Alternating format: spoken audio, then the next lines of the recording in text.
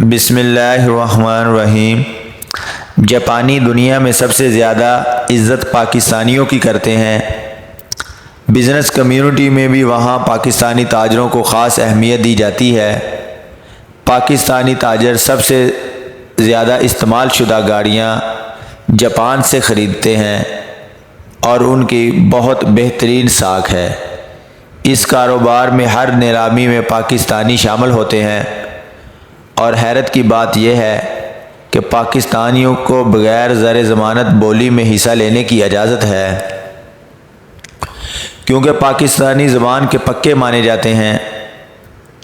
جب جاپان میں سونامی آیا تھا تو دنیا کے ہر ترقی یافتہ اور غیر ترقی یافتہ ممالک نے اپنے شہریوں کو واپس بلا لیا تھا۔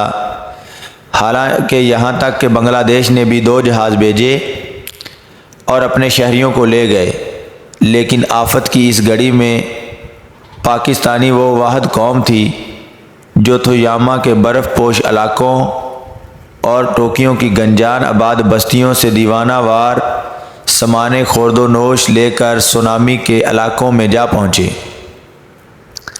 جاپانی گرم گرم کھانا پسند کرتے ہیں۔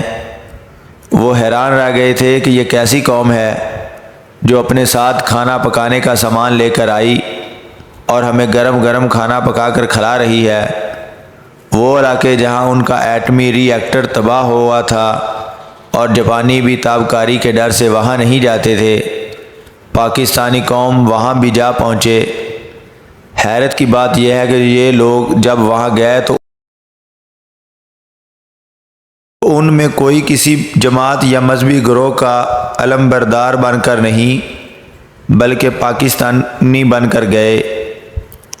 جاپان کے وزارت عظمیٰ کے امیدوار پاکستانیوں کے کیمپوں میں جا کر تصویریں بناتے، کیونکہ NHK نے پاکستانیوں پر سونامی کے سلسلے میں امدادی کارروائیوں پر ڈاکومنٹری بنائی تھی۔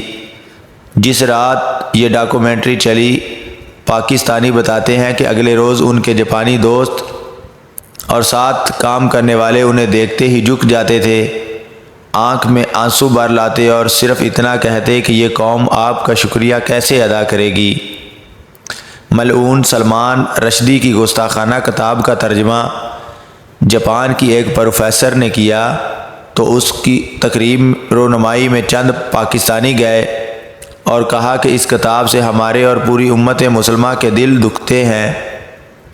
تو پولیس نے نہ صرف اس تقریب کو روکا بلکہ جاپان کے تمام بک سٹالوں سے وہ کتاب اٹھائی گئی۔ آج بھی وہ پاکستانیوں سے یہ سوال ضرور پوچھتے ہیں کہ آپ لوگوں کو وہ کتاب کہیں نظر تو نہیں آئی؟